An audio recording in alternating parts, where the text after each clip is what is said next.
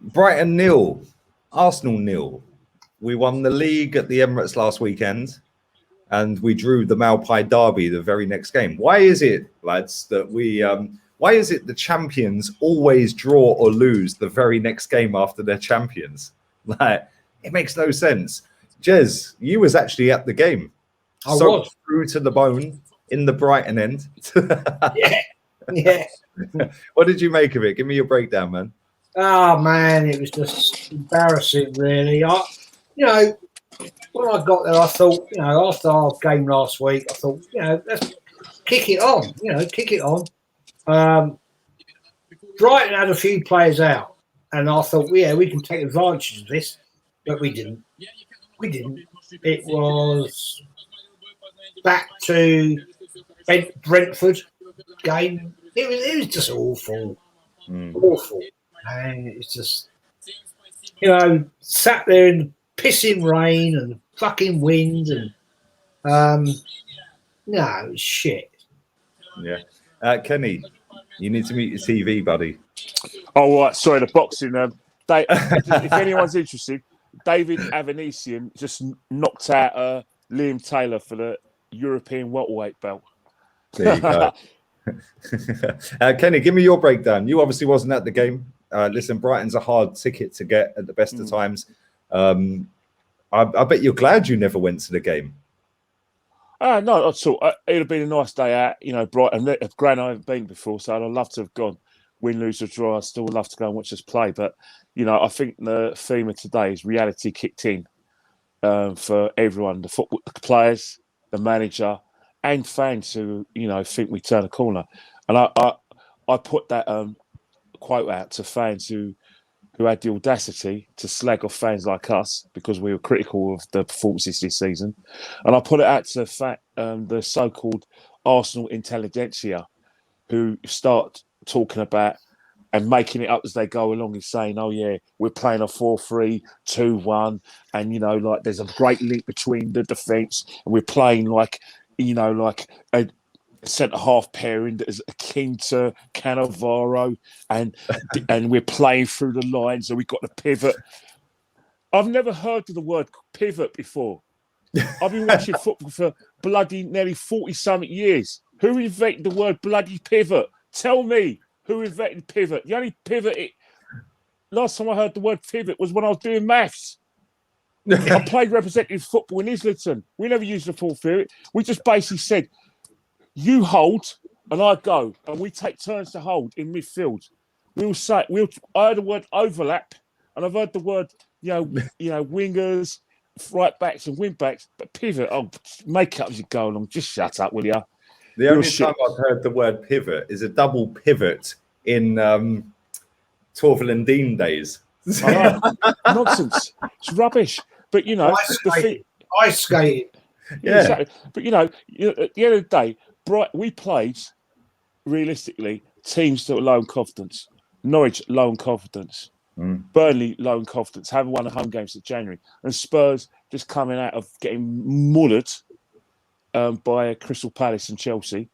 And they didn't want a piece of that. They didn't want that derby. Harry Kane's still sulking. We played all those teams at a good time. But when you play a team with confidence who are going to win those second balls, regardless of, as Jess said, they had a couple of players out, we were found wanting. Again, we didn't want it.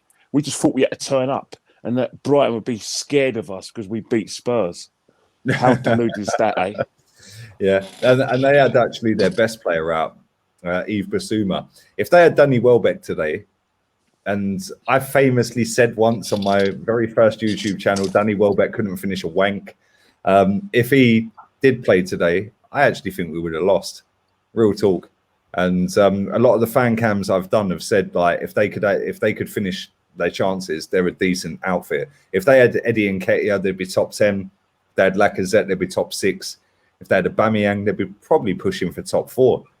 Yeah, and that's which Aubameyang? Which Aubameyang?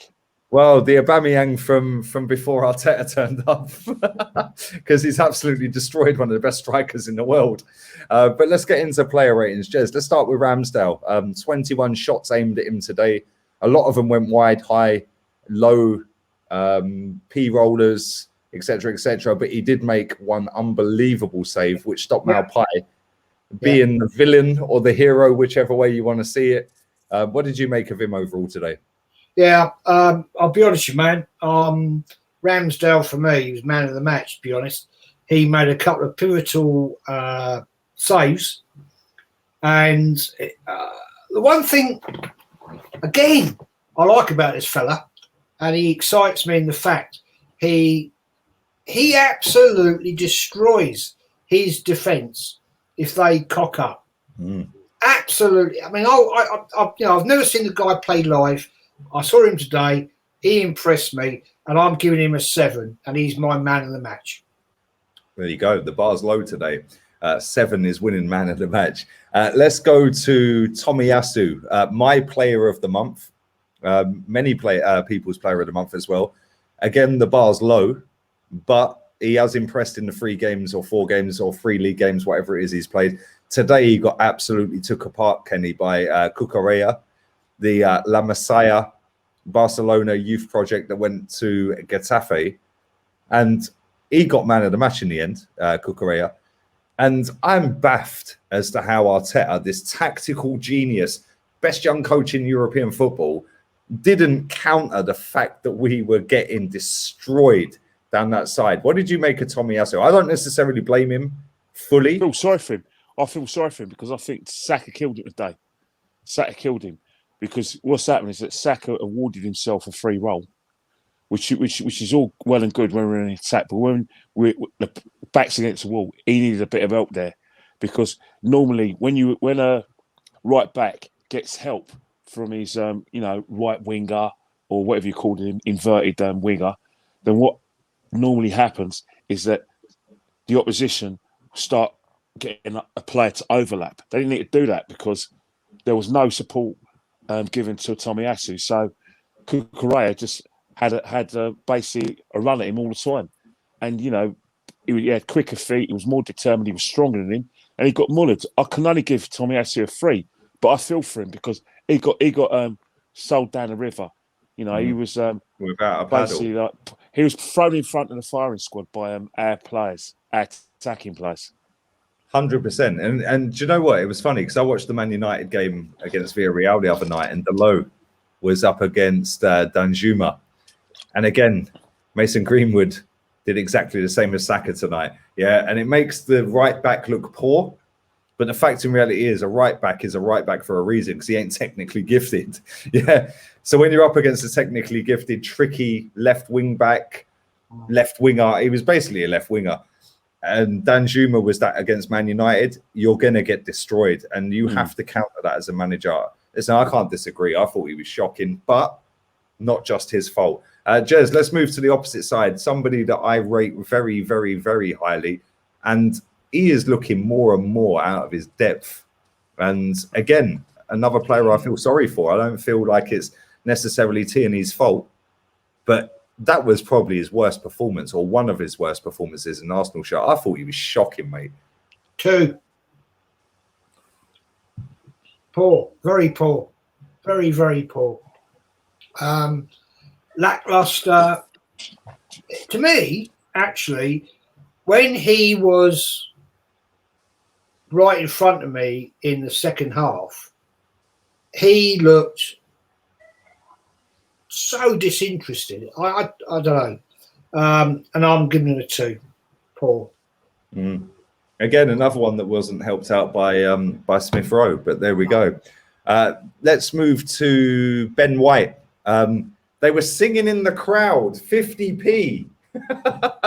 Kenny, 50p, not 50. They can't believe they got 50 million for him. 50 he made a couple of White, thanks Arsenal for 50 mil. That's what they say. There you go. And he made a couple of mistakes early on. He passed the ball straight to one of their players. I think it might have been Lallana, but I may be wrong. And they overhit and he overhit the pass to Maupai. If that was the right weighted pass, Maupai's clean through on goal, and that was off of Ben White. After that, I felt he got better, but he weren't great. What did you make of him, Kenny? You know what? He weren't great. I think what's happened is that, again, our midfield got boysed up. Like, Brighton won every second ball. Every time we held on the ball too long, our midfield, the ball kept on coming back. So how he escaped with a clean sheet, I will never know, because that was just one of those. It was just, how do I say it? It's one of those. If you go in the Guinness Book of Records or one of the 7th wonders of the world, how we came out with a clean sheet and how Ben White, didn't concede, I'll never know. But let's not, tout this up. I'm only going to give him a 5 because that's generous. I'm not saying he played badly, but collectively as a team, we were poor, and it was not because we didn't defend well. There's a myth that we defended. No, we didn't. Brighton were just woeful in terms of in the box. If they didn't try to pass the ball in, they shot at the wrong times, and they tried to do the spectacular rather than keep it simple, and that's why we didn't come out the game losing 2 or 3-0.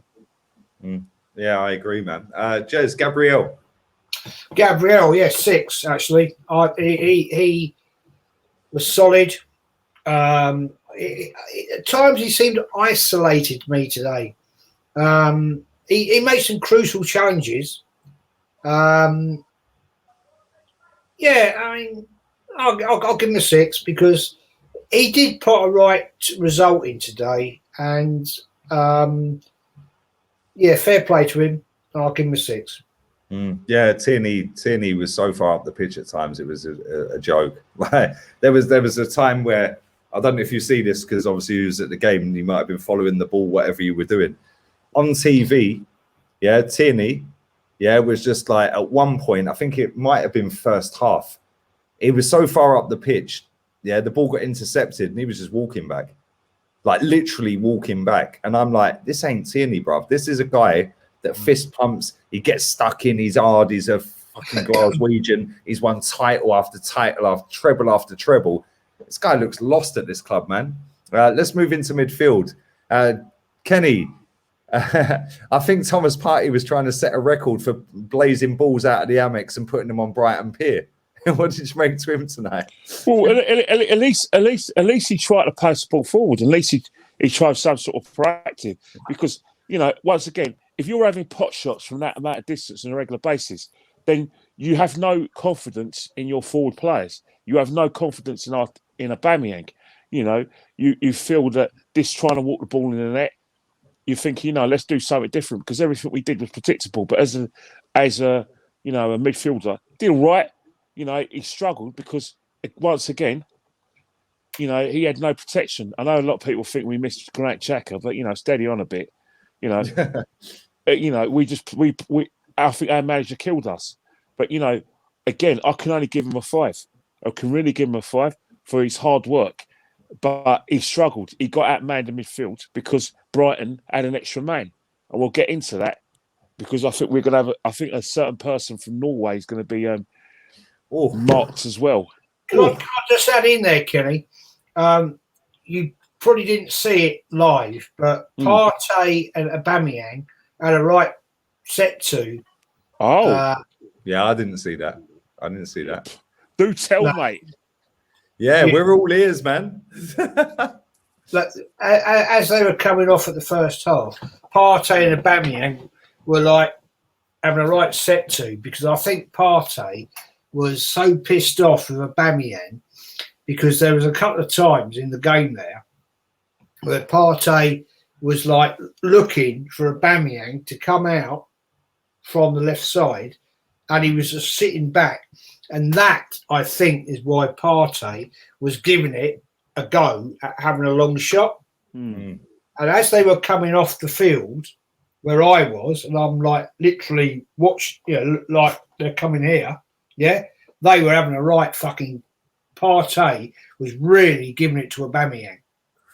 Oh, yeah. Well, I didn't see that. I was watching on DAZN. They didn't show that. Soon as the game calls half time on DAZN, they don't have all of this dressing it up, talk. Yeah, but I'm they just cut the camera.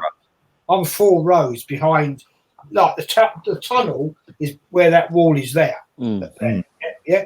So I'm right behind the Arsenal box, and as they're coming off, Partey and Aubameyang were having a right. Well, Partey was really seriously digging into Aubameyang, Can't hear what he's saying, obviously, but he's like really fucking giving it to him. That's good though, man. Listen, this guy's probably wondering why he left Atletico Madrid. Let's be real. They just won a title after they flogged him. It's mad. He must be sitting there thinking, "Oh my god, I could be in La Liga right now." I think they won again tonight, Atletico. Let's come on to he left because Arsenal trebled his wages. Well, yeah, there is that. There is that. They activated the release clause and said, "Yo, we'll pay you 200 grand a week, and you can come and live in the lights of London." Jez Sambi Lakonga. I was shocked he started, not because I didn't want him to start, but more because I thought he'd go tried and tested El Neni. But he did start. What did you make of him? Not great, man. Not great. No, didn't. I look. Don't get me wrong. I really rate that fella. I really do, and I'm really hoping he will kick on. Today, I thought he was lackluster. I just didn't see anything with him, so he's getting a 4. Kenny, the Norwegian maestro, the Dennis Bergkamp-esque number 10. Part of the problem, massive part of the problem. He killed our midfield because of his lack of work rate and his assumption that we would every game is like Spurs at home. He doesn't, and it's just him. I think the manager assumed it would be easy today. I think the players thought it would be easy today. And I think some of the fans thought it would be easy today. They thought we'd turn a corner, but he was one of the worst ones. You know, he had no space. Because he had no space, you know, you need to work hard to create a space. Didn't work hard. And because of his inability to get in the right positions, he sold us down the river and he killed our midfielders because the ball kept on coming back. He kept on losing it in positions, kept on getting interceptions. He's lucky I'm giving him a 3. He really is lucky I'm giving him a 3. Right, he was right. He was right to be substituted. I'm being generous. You're being very generous. I feel good today. But that was a shock. You are being very generous, man. I know. I'm really being generous, but being generous because, you know, it could have been worse. But that, you know, and let's just face it, I'm so glad that, you know, Arteta, you know, grew a pair and took him off. But there's quite a few other players who he needs to grow a pair with as well. But we'll get into that later. Yeah. He just looks so. He looks, to me, he was bullied all the time in midfield. He looks just so weak as a midfielder. I mean, you know, everybody was making out, oh, this is the next Vieira, next Bergkamp. No chance. Fucking no chance. He's not fit to lace Bergkamp's boots, mate. Yeah, let alone clean them. Got shouldered off the ball today. Like, you know, it was just embarrassing. It really was. But he was doing that in the North London derby, Jez. Yeah, and Ndombele in the first 20 minutes barged him off the ball 4 times in the first 20 minutes. Yeah, he then used his head and thought, well, I ain't getting no joy out of Ndombele. So what I'll do is I'll go a little bit further up the pitch so they can bypass Ndombele. So if you go and watch the North London derby again, he got bodied 4 times in that first 20 minutes and went, fuck that. I've got no hope against him. He's a big fucker. I'm going to go and sit over there. And that's why he looked better. Yeah. Well, done it again today. It's no different. And I actually thought about this actually after the game, actually in the first half, because I texted in the thing when I was like on the WhatsApp. It's no different. Odegaard is no different to me challenging fucking Kenny. Shoulder to shoulder. Yeah. Shoulder to shoulder. If I was challenging Kenny, man, I'd be in the fucking English Channel. if Kenny shoulder barged me, bruv, I'd be in the next country. No, I'm not being funny. Kenny's forearms are bigger than my fucking thighs. Like, I can't lie. But in all seriousness, if Odegaard wants to become a big midfielder in the English Premier League, he has got to muscle up. Kenny, get down, Colney, and fucking. Hey, check this. A lot of these players live around Barnet, Barnet, Hadley Woods. It's not. I could easily go around there and send a car for him. I've got Yeah, a lot of things I Hadley could Wood do. is Hadley Wood or Shenley and all them areas, isn't it? That's where Yeah, that's where they're residing. under Wenger, they used to live in Hampstead Heath. Yeah, yeah, Hampstead Heath. That's where Get Ozil out lived. Get out there and fucking some of this, you know what I mean? Yeah, definitely, 100%. Let's Kenny, let's give you the star boy. Saka again went down today. For me, I thought personally he was shocking. I think that he looks knackered. Well, he looks starts worn off out. very well. I think what's that? He started off very well. You know, last season he had the run on on Burn, where he got in a situation, dulling for pace, had a first shot on target, and then you thought, you know what, he's going to kick on. And there were times when he got the ball, said, right, this is a Saka of last week, and then he just faded. But I'm going to give him a 3, not just because he faded, but because of how he sold his mate Tomiyasu down the river. Because I think that kind of lack of application, lack of protection for Tomiyasu was just poor. If, I know like you're probably not fit, but you've got to do the basics, mate. You've got to do the basics. For us to win the game today, we needed hard work, and we didn't get that from you, mate. 3, mate. That's the best I can get. And you're lucky I gave you 3. Generous. Yeah, that's even generous. Let's go to the other star boy, Jez, Smith Rowe. Yeah, greedy man. Too greedy today.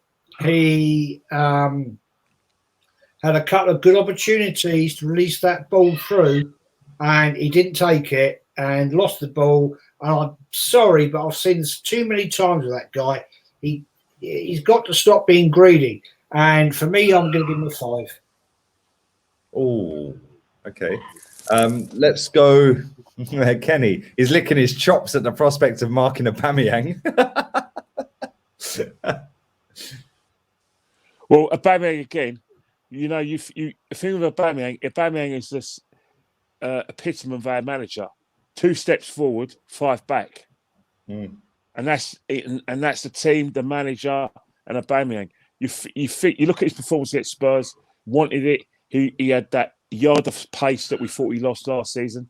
Today, pathetic, awful, not making the right runs.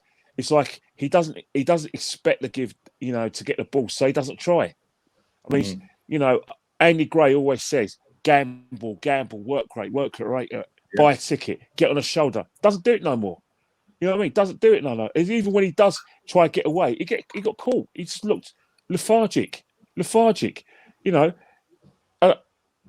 I hope he wasn't angry with his manager for being taken off, because that would have been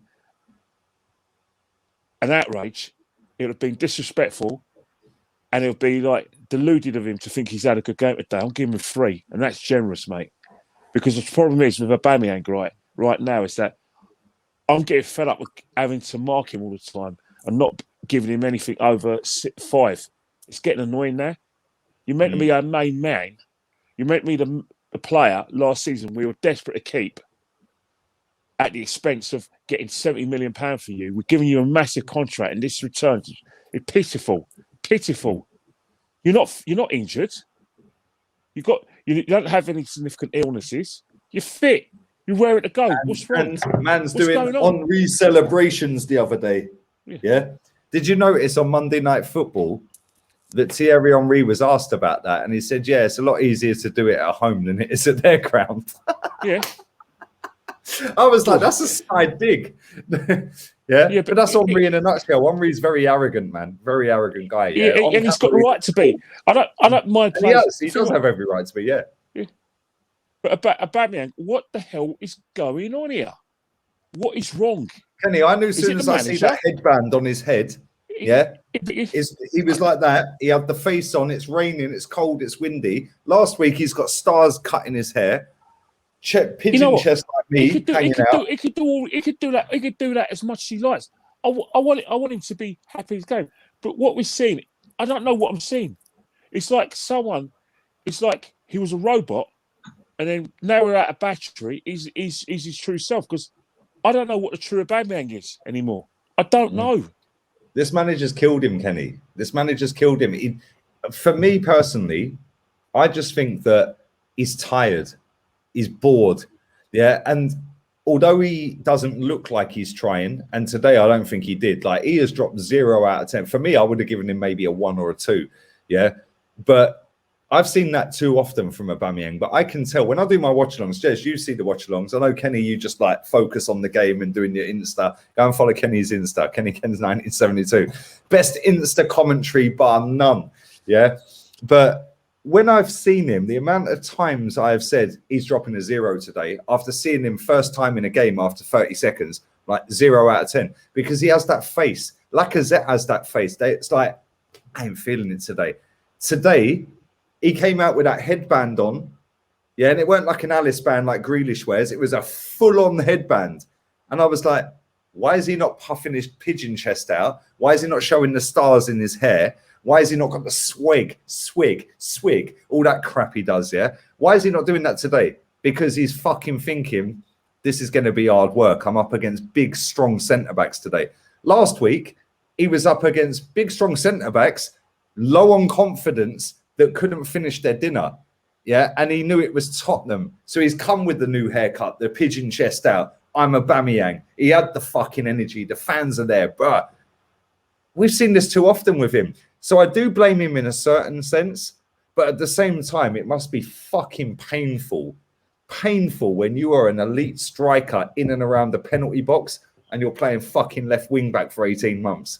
Yeah, it must be painful and it must drive him nuts. And I do blame him, but if I was to pin blame and percentage wise it out of a 1er, I'd give him 40% blame because he's lazy at times. He don't want it at times. But at the same time, he must be thinking, and I rate him for doing what the manager tells him to do, because the manager's telling him left wing and track back. How many times do we see him slide tackling and tracking back with helping Tierney out? This fucker's one of the best strikers in Europe, and he's at left wing back. Yeah, can I just throw in there, Lee? So I get it. I get why he's not on it, but at the same time, he's got to take responsibility as our captain, man. Go on, Jez. Right, look, I was 4 rows back. And Arteta was like outside of his in his area where he can stand, control area. And there was one point in the second half, he's talking to Partey, and he's like saying, you need getting all these directions, and I could see Partey's like, what? Like what? And then he's talking to Tomiyasu, and he's like, and Tomiyasu's like, and he's going there. Like, I couldn't hear what he's saying. Obviously, I can't. But he's like trying to say there, yeah. And then the next thing he's saying to Partey or indicating is there. So he's like. I'm thinking, what is he actually trying to communicate? And he's getting really animated and like quite angry. And he's like, at one point, he's got his head like this, his hands on his head, and he's trying to like shout to do something. And I'm thinking, I'm sure you're actually confusing what these players are supposed to do, because it was one point like. Saka came back and he's like looking around like he's where am I supposed to be? What the maddest thing is, Jez, is he's had 6 days to prepare for this game after that Tottenham game. He's had 6 days to drill him, 6 days to give him a game plan, tactics, like patterns of play. This is what their strengths are. This is a guy that apparently is so astute tactically that Pep was like, oh my God, he's amazing. So why does he stand up for 90 minutes micromanaging all the way through the game after he's instilled that? Graham Potter was sat on the bench for 90 minutes. He was sat on the bench, Graham Potter, like that for 90 minutes. I think he stood up 3 or 4 times throughout the whole game. Our manager's like this. It's like he's fucking got lollipops in his hand. He's directing the fucking aeroplanes in. Like, I'll tell you something now, right? Today that I noticed. Yeah, sorry to interrupt you. No, go on, man. Arteta is stood right on the edge of his technical area. Yeah, Graham Potter comes out. Yeah, and Arteta's doing all this, all that, and this, and Graham Potter is there, and I swear to God, Graham Potter, who's literally 25 yards from me, is stood there looking at him like this. I swear to God, Graham Potter is just like that. And then Graham Potter turns, this is the second half, and he turns around and he shouts to that cockaracha guy. That's cockroach in Spanish. Cucaracha. Cucaracha. I see him pointing. I see him pointing like that. And that's it. And he goes back, sits in his dugout. Yeah, but Jez, I said this before we went live. Yeah, or before we started recording this. I read the tweet that I put out. Graham Potter's come up through the system. He looks like he slept rough. Like, I think he's a wicked coach, man. And we said this backstage. Arsene Wenger basically made this guy's career. Yeah, because if we hadn't qualified for Europa League that season, yeah, then there's two Kenny Kens. Fucking hell. Double trouble. If we hadn't have qualified for Champions League, we would never have got Östersund. Graham Potter would never have gone into the star that he is. And he has gone up through the system the hard way. He doesn't look the part. He doesn't talk the part. He doesn't wear nice clothes. Yeah, he's just an out-and-out football coach, yeah, that has gone the hard way about it, and not after the fame and fortune, not had the plug-in from Wenger or Pep or Pochettino. He went out to Östersund. Mate, I've been to Östersund. Yeah, it is fucking freezing. Yeah, and I went in February. Yeah, that guy beat Arsene Wenger at the Emirates. He was 2-0 up, and we were, Kenny, you was there. We were thinking, fucking hell, could he actually knock us out after going 3-0 up in the first leg? I have never been so cold at a football match. Östersund was stunning. I'm never going back again, right? Big up to all of their fans, man. Their fans were amazing. The stadium looked like Dunstable Town. It was fucking tiny, yeah, but he's gone about it the right way, and he is just a nice guy, no flashy clothes, no PR behind him. He looks like he slept rough. I've said that a million times tonight. He does. He's got the big bushy beard. Yeah, a little bit of grey coming through. Yeah, he's dripping wet. He looks like me. Hence why people don't rate him, because they don't like me. Yeah, and it's like, I just think you've gone about it the right way. You are a fucking top manager, but you will never, ever, ever get a top club, because you ain't dressed the part, you don't talk the part, you don't look the part. Yeah, and do you know what the saddest bit about it is? That fucking wanker that manages our club, yeah, has been shoehorned in off of the back of sitting next to a fucking grate. Yeah, on that basis, Steve Bold should have been Arsenal manager, because he sat next to fucking Arsene Wenger for 3 years longer than Arteta sat next to Pep. Yeah, and it's a disgrace. If your face fits and you talk the part, you look the part, you dress the part, you're shoehorned in. Sky Sports have been having a wank fest over this manager, yeah, for fucking years now, 2 years, yeah. Graham Potter today showed you don't need to stand up and micromanage. You give your game plan. And bear in mind, they played Monday, by the way, a day after us, yeah. So they've had a day less to prepare. He sat there and he was on the bench like that all game. Yeah, he was. All game. Yeah, he stood up times. He was whispering to his number two. He knows his players, and the players know him. You know, everyone was like thinking, you know, they didn't miss Basuma.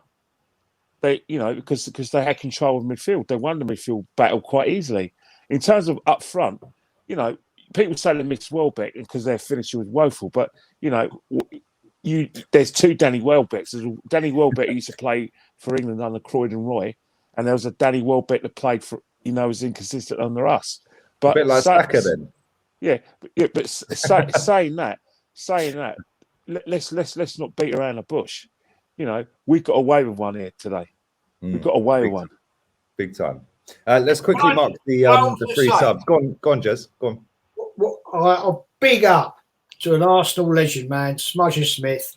I had the privilege today of having a half-hour conversation. Alan Smith. Anybody, there's probably a lot of people don't know who he was. Well, if they don't, they want to be get 30. They want to be get, you know, detention and 30 lines. But I don't know who Alan Smith is. Mate, what an absolute. We're not talking about Ben White's either. When we're talking about you need to write on the board, mate. 30 lines. Like, I mean, what an absolute gentleman. I have met him once, years and years and years and years ago at Highbury. But what an absolute gentleman. He talked some truth today. He did, but he had Sky TV all over him, so I can't say too much. But We'll speak about that backstage or in the group. yeah, I'll tell you what, man. What a lovely man. What a lovely man. No, I'm glad you met him, man. I've never met Alan Smith. Like, I've seen him on shows and other channels and that, and I've always thought, like, I hear him on Sky with Martin Tyler, and I just think, yeah, you're not really saying what you think, mate. Well, the last time he did say it, he got banned from the inner sanctum, the Arsenal access the Arsenal dressing room, because he was critical of us after the Van Nistelrooy Vieira. Oh yes, that was when Wenger was in charge. Like very much like Manu Petit when he got banned from going to the club, and also Tony Adams when he got banned from going to the club, unless they're on media duty. Like, it's a dictatorship. We all know this. Listen, we've been going for nearly 40 minutes, man.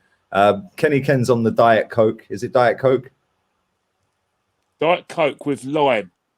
Oh, lovely. I don't like Diet Coke. It's too sweet for me, Kenny. I'm more of a too sweet. Full fat. I'm more of a Hollandaise kind of. But full fat Coke makes your teeth go all bad, and you've got to see the dentist, innit? Let's quickly mark the subs. Nicola Pepe, Jez. Pepe. I'll give him a 5. Lacazette, Kenny. 4. Ainsley Maitland-Niles, probably best not to score him. He was on for minutes, like 2. Yeah, he is the sacrificial lamb. Yeah. Oh, you want to be loved? Yeah, cool. We'll just throw you to the fucking Lions, mate. Yeah, like with 2 minutes to go every week. Both for you on 3, 2, 1. Mark the manager. Yeah. 1. Oh fucking hell! He didn't even let me count. Go on, Kenny. 2. So he you know what's happened, right? He annoyed me. It's the only coach I know who throws himself under the bus on a regular basis. He's the only coach I know that will take 3 steps forward and double the amount of steps back. Gracie said that. How does he do it? Gracie said that on her fan cam. She said we take 1 step forward and 20 back.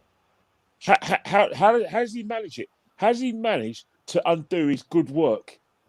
He did it last season. The only person that can cancel Mikel Arteta, Chelsea, and we went backwards. What is wrong? Why can't he get us playing consistently well on a regular basis? What's wrong with the man? He's got players. He's too reactive rather than proactive. The only person that can cancel Mikel Arteta is Mikel Arteta, because our fan base. It's like me, for example. People try and cancel me. People try and cancel rants. People try and cancel expressions, troops, all these other people, yeah? The only people that can cancel Mikel Arteta is Mikel Arteta. And that would be his undoing, because he's such an arrogant...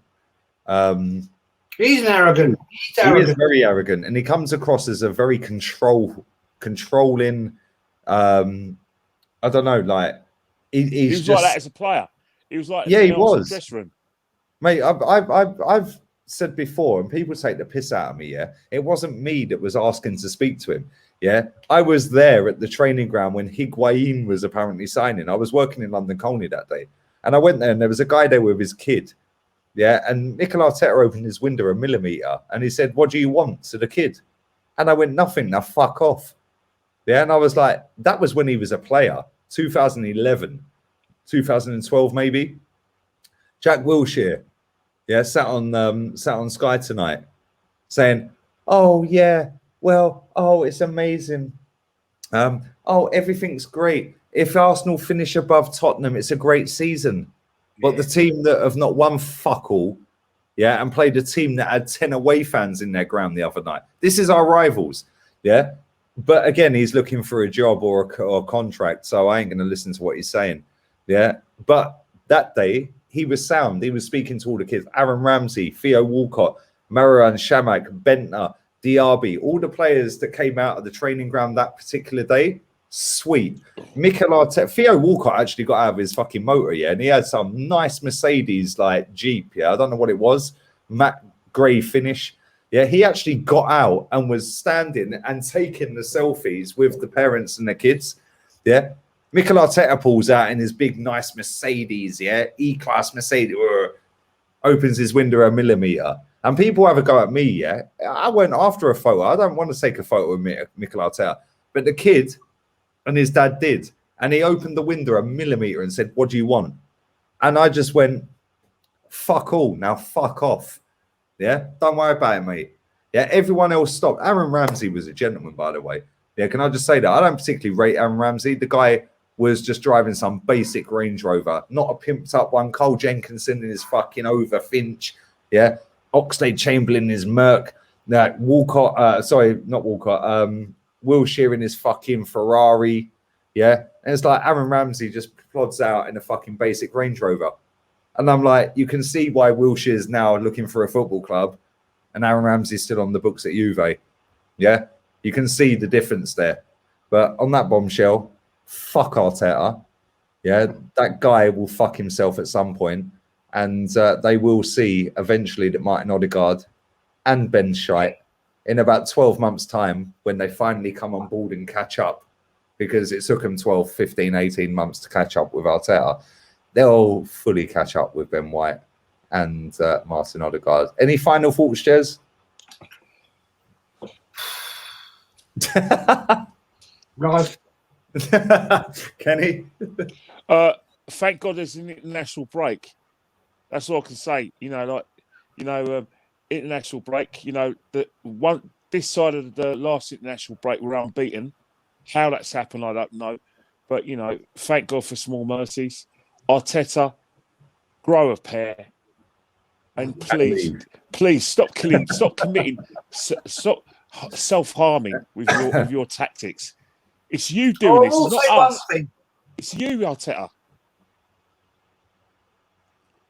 I will say one thing, Kenny. On our fan cam last week, it made me fucking laugh, man. Apparently, you and me shouldn't be on this. Oh yeah, that's Wackas. Watch the end of Kenny's fan cam. Watch the end of Kenny's fan cam. Hello, Wackas Hussein. I mumble, and what do they say about you, Jez? I'm too old.